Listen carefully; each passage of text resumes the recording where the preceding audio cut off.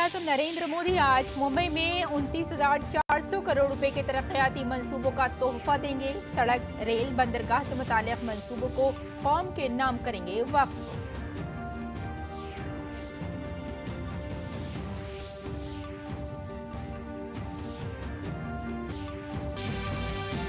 सात रियासतों की 13 असेंबली नशिस्तों पर हुए ज़िमनी इंतखाबात के लिए वोटों की गिनती जारी। बुध को हुई थी वोटिंग। वोटों की गिनती के लिए सिक्योरिटी के सख्त इंतजाम।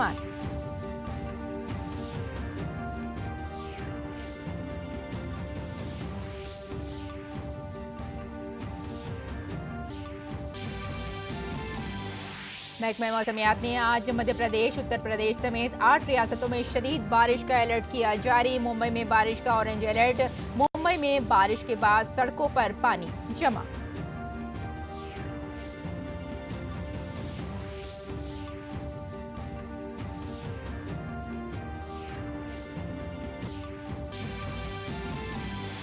नेपाल में वजीर आजम पुष्प कमल दहल प्रचंड एतमाद का वोट हासिल करने में नाकाम। केपी शर्मा ओली ने हुकूमत बनाने का दावा किया पेश। सदर रामचंद्र पौडेल करेंगे फैसला।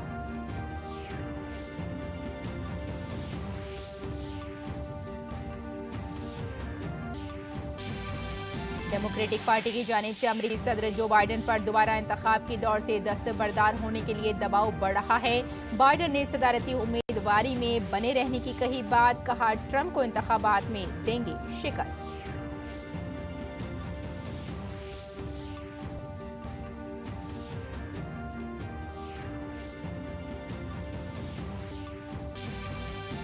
भारत और जिम्बाब्वे के दरमियान चौथा भारत 5 मैचों की सीरीज में 2-1 से आगे। टीम इंडिया आज का मैच जीतकर सीरीज में बढ़तरी हासिल करने के लिए पुरअज़्म।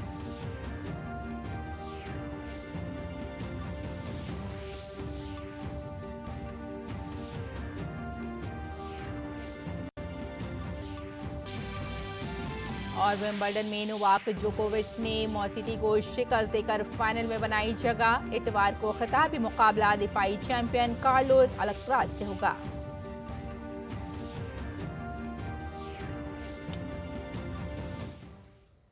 आदाब नाजरीन, खबरनामे में आपका इस्तकबाल है। मैं हूं आपके साथ रेशमा फारूकी। आइए तफसील से अब खबरों पर नजर डाल लेते हैं। वज़ीर-ए-आज़म नरेंद्र मोदी आज महाराष्ट्र के एक रोजा दौरे पर मुंबई पहुंचेंगे।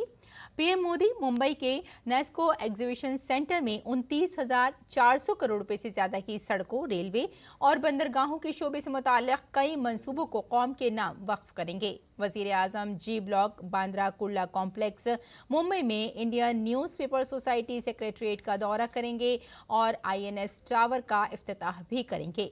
वज़ीर-ए-आज़म थाने बोरीवली जुड़वा टनल प्रोजेक्ट और गोरगांव मिलिंग रोड प्रोजेक्ट का संग बुनियाद भी रखेंगे। वज़ीर-ए-आज़म नवी मुंबई में कल्याण यार्ड रिमॉडलिंग और गति शक्ति मल्टी मॉडल कार्गो टर्मिनल का भी संग बुनियाद रखेंगे। वज़ीर-ए-आज़म chief minister youth work training scheme और इंडियन न्यूज़पेपर सोसाइटी टावर का भी इफ्तिताह करेंगे।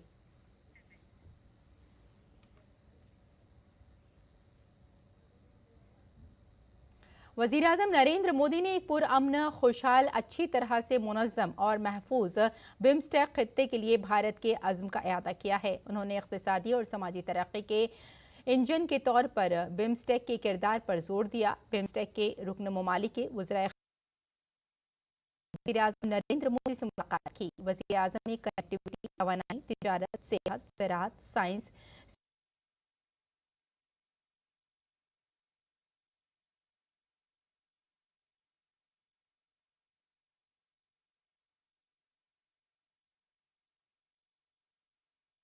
सलामती और तरक्की के तनाजुर में इसकी अहमियत को उजागर किया है। वज़ीर-ए-आज़म ने सितंबर में आइंदा बिम्स्टेक सरबराह इजलास के लिए का इज़हार किया। और मुल्क भर की 7 रियासतों की 13 असेंबली सीटों पर हुए ज़िमनी इंतखाबात के नताइज का ऐलान आज सुबह 11 बजे किया जाएगा, जबकि वोटों की गिनती 8 बजे शुरू हो गई है। बुध को बिहार की 1, मध्य प्रदेश की 1, उत्तराखंड की 2, पंजाब की 1, मगरबी बंगाल की 4, तमिलनाडु की 1 और हिमाचल प्रदेश की दोहरा 3 नशिस्तों पर वोटिंग हुई है। जिन सीटों के लिए ज़िमनी इंतखाबात हुए थे, मगरबी बंगाल में रायगंज, रानाघाट, जुनूब, बागदा और मानिकतला में बुध को वोट डाले गए थे। इनमें से कुछ सीटें लोकसभा इंतखाबात के बाद खाली हुई थीं, जबकि कुछ सीटें अरकान असेंबली के इंतकाल के बाद खाली हुई थीं। बिहार में सैलाब की सूरत हाल मुसलसल खराब होती जा रही है। बिहार के कई अजला शदीद बारिश और नेपाल से कोसी बैराज में 2 लाख क्यूसेक पानी छोड़ने के बाद सैलाब की जद में हैं। कोसी, कमला, पालन, गंडक, परमान जैसी नदियों के पानी की सतह में अचानक इजाफा होने से कई गांव जेर-ए-आब हैं। खतरे के पेश नज़र एनडीआरएफ की टीम मुकामी इंतजामिया के साथ मिलकर बचाव और राहत के कामों में मुसलसल मसरूफ है। लोगों को महफूज मकामात पर ले जाने के लिए इंतजामिया अलर्ट मोड पर है। इस दौरान महकमा मौसमियात ने रियासत के कैमूर, बक्सर, गोपालगंज, सिवान, सारण, किशनगंज, अररिया, भोजपुर, पूर्णिया और कटिहार में इंतहाई तेज बारिश और गरज चमक के साथ तूफान के इम्कान का अलर्ट जारी किया है। उत्तर प्रदेश में मुसलसल मूसलाधार बारिश की वजह से नदियां तूफानी पर हैं। सैलाब से रियासत के 17 अजला के 732 से ज्यादा गांव मुतासर हैं। उत्तर प्रदेश के रिलीफ कमिश्नर के मुताबिक रियासत में औसतन 7.5 मिलीमीटर बारिश रिकॉर्ड की गई है। शाहजहांपुर और बरेली के शहरी इलाकों में भी सैलाब ने तबाही मचा दी है। शाहजहांपुर जिले में लखनऊ बरेली शाहराह पर सड़क का एक बड़ा हिस्सा पानी में डूब जाने से ट्रैफिक मुतासिर है। बरेली जिले में भी ऐसे ही मामले सामने आए हैं। घाघरा नदी के करीब भी सैलाबी सूरत हाल पैदा हो रही है। मानसून के आगाज के साथ ही रियासत में आसमानी बिजली गिरने, डूबने, सांप के काटने और मूसलाधार बारिश से होने वाली अमवात के वाकयात में इजाफा देखा जा रहा है। महकमा मौसमियात के मुताबिक मगरबी उत्तर प्रदेश में बाज़ मकामात पर और मशरक़ी उत्तर प्रदेश में कई मकामात पर बारिश और गरज चमक के साथ बारिश का कवी इम्कान है। रियासत में मुख्तलिफ मकामात पर तेज़ बारिश, तूफान और आसमानी बिजली गिरने का भी इम्कान है।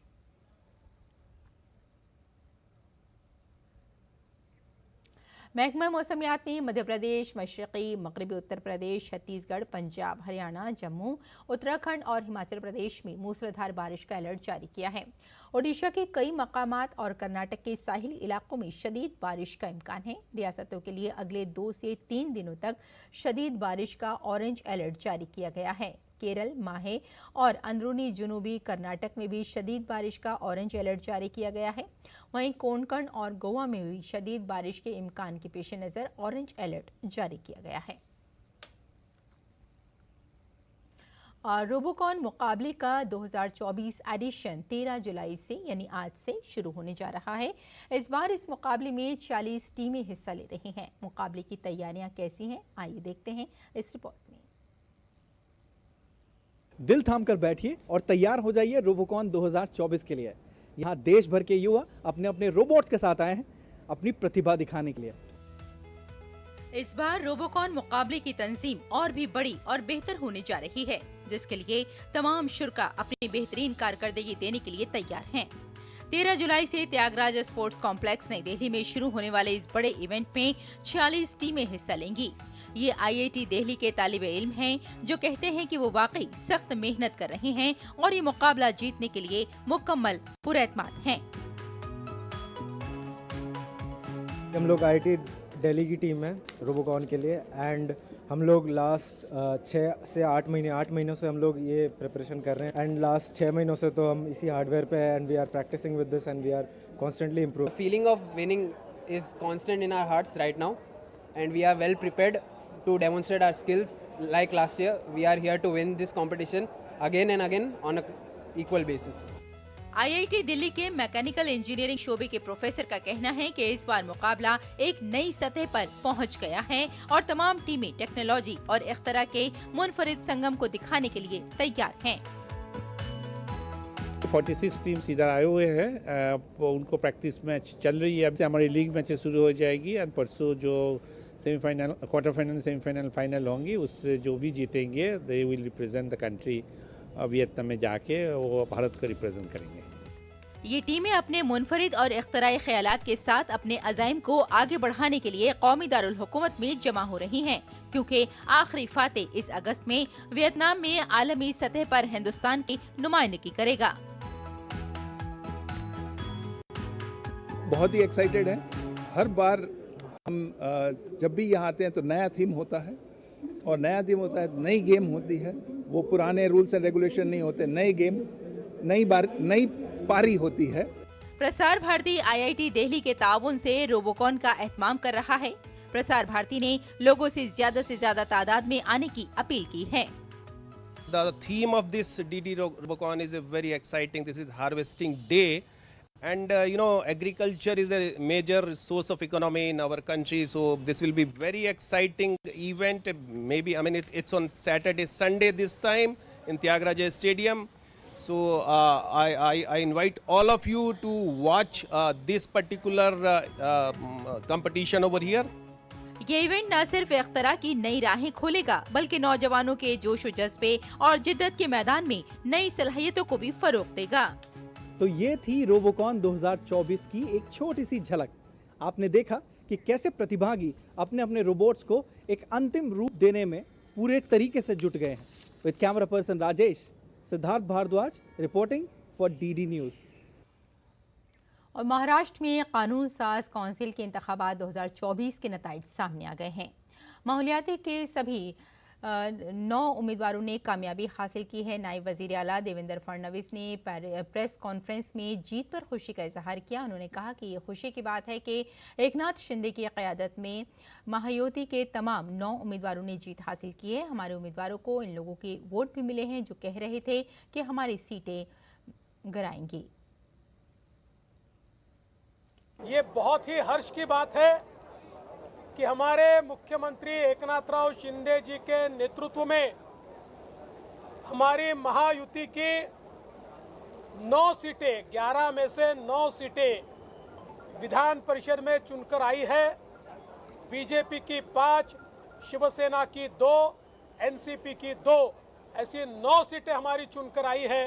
और जो लोग ये कह रहे थे कि हमारी सीटें गिराएंगे, उनके भी वोट हमारे उम्मीदवारों को मिले हैं। एक अप्रत्याशित इस प्रकार की जीत आज हमको मिली है और मेरा विश्वास है ये जीत का सिलसिला ऐसा ही जारी रहेगा और आने वाले विधानसभा के चुनाव में प्रधानमंत्री मोदी जी के नेतृत्व में हम लोग, हमारी महायुति फिर एक बार महाराष्ट्र में सरकार बनाएगी। और इन दिनों मेघालय हुकूमत के ज़ेर एहतमाम अनानास फेस्टिवल नई दिल्ली के दिल्ली हाट में जारी है। इस त्यौहार में किसान और कारोबारी अफराद अनानास की मुख्तलिफ अक़साम के साथ साथ दस्तकारी की मसनूआत और मेघालय के मुख्तलिफ किस्म के खानों की नुमाइश कर रहे हैं। हमारे नुमाइंदे OP यादव ने दिल्ली टूरिज्म महकमे के ताउन से मुनक़िद होने वाले इस अनानास मेले की मिठास पर दिल्ली टूरिज्म की मैनेजिंग डायरेक्टर निहारिका राय से बातचीत की।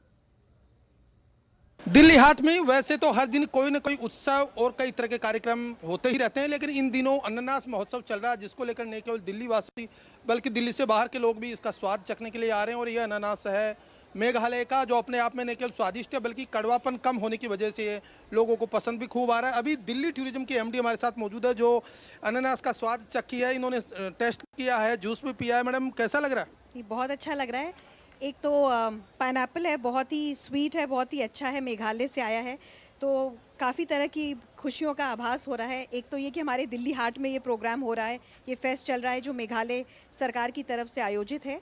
और दूसरा, नॉर्थ ईस्ट से जब कुछ आता है दिल्ली में तो वैसे भी दिल्ली हाट को बहुत खुशी होती है, क्योंकि हमारा वो वाला एरिया देश का ऐसा है जिसमें इतना फ्लोरा फौना है, इतनी चीज़ें हैं, और जब इतनी दूर से हमारे पास आती हैं जिनका हम टेस्ट ले पाते हैं, अनुभव ले पाते हैं, तो एक अलग तरह की खुशी होती है जो आज दिल्ली टूरिज़्म के साथ दिल्ली वासियों को भी है और दिल्ली हाट में आए सारे लोगों को भी है। पाइनएप्पल की मिठास कितना मज़ा दे रही है दिल्ली वासियों को? काफ़ी मज़ा दे रही है, क्योंकि अनानास बहुत ही मीठा है, बहुत ही डिफरेंट है। और जो दिल्ली के लोग हमेशा जिस तरह का पाइनएप्पल खाते आए हैं, जब आप यहाँ आके टेस्ट करेंगे तो आपको रियलाइज़ होगा कि ऑर्गेनिक कोई चीज़ खाने में और जो नेचुरल स्वाद आता है वो कितना डिफरेंट होता है उन सब चीज़ों से जो हम रोज़मर्रा की लाइफ में खाते हैं। और प्लस पाइनएप्पल के अलावा इस फेस्टिवल में आपको मेघालय के NGOs, उनकी जो लेडीज़ हैं, विलेजेस ने जो चीज़ें बनाई हैं, वो उनका भी लुत्फ़ मिलेगा। आप यहाँ देख सकते हैं कि यहाँ पे टर्मरिक है, यहाँ पे फ्रेश जूस है, यहाँ पे चॉकलेट्स हैं, यहाँ पे आपको कैंडीज़ मिलेंगी और पाइनएप्पल से रिलेटेड और भी बहुत सारी चीज़ें मिलेंगी। जो मेघालय के उत्पाद है उनको स्पेस कम मिलता है दिल्ली में, लेकिन इस तरह के फेस्टिवल इनको बढ़ावा देने का काम करते हैं, तो इनके लिए रोजगार, व्यापार और कारोबार की संभावना बनती है और किसानों को फायदा होता है। जैसे मुझे बताया गया कि मेघालय सरकार खुद भी यहाँ सफल के साथ मिलकर एक आउटलेट लेकर इस तरह के प्रोडक्ट्स को बेचती है, तो हम एक ओपन ऑफर देते हैं सभी स्टेट्स को, सभी यूटीज़ को, स्पेशली नॉर्थ ईस्ट को और जितने भी और इलाके ऐसे हैं कि आप अपनी कोई भी संपदा दिखाना चाहते हो तो हमारा दिल्ली हाट हमेशा ओपन है। और ये एक ऐसी जगह है जहाँ पे बहुत फुटफॉल है, यहाँ दिल्ली के काफ़ी लोग स्पेशली वीकेंड्स पे आते हैं, तो हम आपके साथ सहयोग करेंगे और आपकी हर तरह की चीज़ को यहाँ पे बेहतरीन तरीके से दिखाने की कोशिश करेंगे। तो ये थे दिल्ली टूरिज्म की प्रबंध निदेशक, जिनका मानना है कि मेघालय का अनानास न केवल दिल्ली वासी के दिलों को लुभा रहा है, बल्कि रोजगार, व्यापार और कारोबार की इनके लिए संभावनाएं भी बढ़ा रहा है। मेरे सहयोगी कैमरामैन शैलेंद्र चौहान के साथ मैं OP Yadav, DD news, Delhi. NITI Aayog ने आज दिल्ली में पायदार तरक्की के अहदाफ यानी SDG 2023-24 के आदतशुमार जारी करते हुए खुशी का इजहार किया। 2018 के मुकाबले 2023-24 में भारत का स्कोर 74 हो गया है। DD न्यूज़ के नुमाइंदे विशाल बैरिस्टो से खास बातचीत में नीति आयोग के CEO ने दावा किया कि भारत 2030 से पहले ही मुकर्ररा हदफ हासिल कर लेगा। सस्टेनेबल डेवलपमेंट गोल्स की जब हम बात करते हैं तो भारत 2030 से पहले ही उनको अचीव कर लेगा, और ये दावा है नीति आयोग के CEO का जो हमारे साथ हैं। सर, इतना कॉन्फिडेंस की वजह क्या है और जो फिगर्स आए हैं वो कितने एनकरेजिंग हैं? देखिए जी, SDG इंडेक्स पहली बार नीति आयोग ने 2018 में निकाला था। 2018 में जो हमारे SDG इंडेक्स का स्कोर था वो 57 था।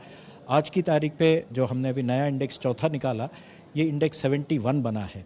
लेकिन अगर आप डिटेल में सारे 16 इंडेक्स को देखेंगे, उसमें इतना एक्सेलरेशन हुआ है, कई इंडिसेस में हम तो 90 प्लस हो गए हैं।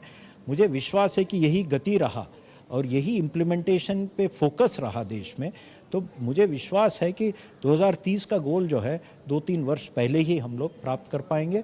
हम लोग SDG गोल्स दुनिया के लिए एक मिसाल बन सकते हैं। जब हम कह रहे हैं कि हमारा 71 तक हमने अचीव किया है, तो कौन कौन से वो एरियाज है जो बहुत एक्साइटिंग है और जहाँ पर हमें इम्प्रूवमेंट करना है, वो कौन से? देखिए जी, SDG गोल्स बहुत एक्सटेंसिव है। आपने देखा, एक तरफ पॉवर्टी और हंगर, दूसरी तरफ शिक्षा और स्वास्थ्य, और एक तरफ पे जस्टिस और सेफ्टी, वहाँ तक है। माने क्वालिटी ऑफ लाइफ का पूरा इंडिकेशन SDG से मिलता है। सर, आपने कहा कि ये ना सिर्फ नेशनल लेवल पे बल्कि स्टेट लेवल पे भी हम इसको देख सकते हैं, तो अभी कौन कौन से स्टेट्स हैं जिनको आपने वार्न किया है? नहीं, हम लोग बिल्कुल ये SDG इंडिसेस स्टेट लेवल पे बनाने का प्रयास तो केवल भारत में हुआ, किसी और देश में नहीं है। हम लोग 11 राज्यों में, मध्य प्रदेश हुआ, उत्तर प्रदेश हुआ, इन 11 राज्यों में SDG सेंटर्स खोल रहे हैं। इन SDG सेंटर्स का काम है कि वहाँ पर उन राज्यों में SDGs का ध्यान सभी विभागों को आकर्षित करके जहाँ जहाँ वो कमज़ोर हैं उनको सुधारने का प्रयास, जिससे कि वो भी थोड़ा फास्ट अपना काम करके जल्द SDGs में वो भी 100 तक पहुँचे। ये काम चल चुका है। 11 राज्यों में SDG सेंटर्स हमने खोला है। ये थे नीति आयोग के CEO, जिनका ये कहना है कि भारत तेज़ी से प्रगति कर रहा है और जो स्टेट्स इम्प्रूव नहीं कर रहे हैं उनको भी आगाह कर दिया गया है कि अब वक्त आ गया है, भारत जो है वो आगे बढ़ेगा और 2047 का जो हमारा टारगेट है हमें उसे अचीव करना है। कैमरामैन संजीव के साथ मैं Vishal Bairstow, DD news, Delhi. Rajasthan में होने वाले असेंबली ज़िमनी इंतखाबात के लिए सियासी जमातों ने हिकमत अमली तैयार करने पर काम करना शुरू कर दिया है। राजस्थान में 5 असेंबली सीटों पर होने वाले ज़िमनी इंतखाबात के हवाले से बीजेपी की वर्किंग कमेटी की मीटिंग आज होगी। मीटिंग में बातचीत के साथ साथ बीजेपी के मुस्तकबिल के मंसूबों के बारे में तजावीज़ भी मंजूर की जाएंगी। मरकज़ की तरफ से रुकन पार्लियामेंट साबिक़ वज़ीर आला और मरकज़ी वज़ीर ज़राअत शिवराज सिंह चौहान आज जयपुर में होने वाली मीटिंग में शिरकत कर सकते हैं। वहीं इस मीटिंग में मरकजी वज़रा भूपेंद्र यादव, गजेंद्र सिंह शेखावत, अर्जुन मेघवाल और भागीरथ चौधरी और राजस्थान के वज़ीर आला भजन लाल शर्मा के भी शामिल होने का इम्कान है। इस बार बीजेपी वर्किंग कमेटी की मीटिंग रियासत में बड़े पैमाने पर मुनक़्क़िद की जा रही है, जिसका मकसद तंजीम को ज़मीनी सतह पर मजबूत करना है। मीटिंग में पहली बार डिविजनल सतह तक के अहदेदारों को मदऊ किया गया है। मजलिस आमला में पंचायत राज के अवामी नुमाइंदों, शहरी नुमाइंदों, अरकान पार्लिमान और असेंबली वुज़रा, वुज़राए आला और रियासती अहदेदारों समेत 8000 से ज़ायद बीजेपी कारकुनान शिरकत करेंगे। और आइए नाज़रीन, अब नजर डाल लेते हैं दिल्ली से शाये कुछ उर्दू अखबारात पर।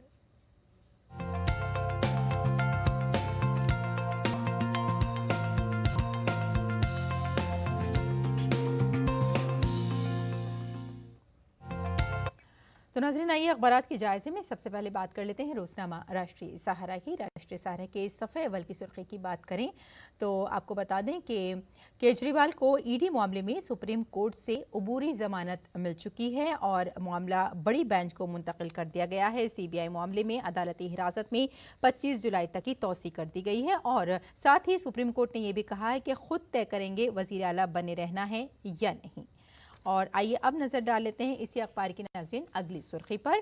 25 जून को यौम कत्ल आइन के तौर पर मनाने का ऐलान किया गया है, नोटिफिकेशन जारी कर दिया गया है। आपको बता दें कि मरकजी हुकूमत ने 25 जून के लिए ये दिन तय किया है और वजीर दाखिला अमित शाह ने जुमा यानी 12 जुलाई को सोशल मीडिया पर एक पोस्ट जारी की और उन्होंने कहा कि 25 जून 1975 को उस वक्त की वजीर आजम ने मुल्क में इमरजेंसी को नाफिज कर दिया था और तभी से जमहूरियत की रूह का गला उन्होंने घोंट दिया था। लिहाजा ये दिन इसकी याद में मनाया जाएगा, यानी 25 जून अब यौम कत्ल आइन के तौर पर हमेशा याद किया जाएगा।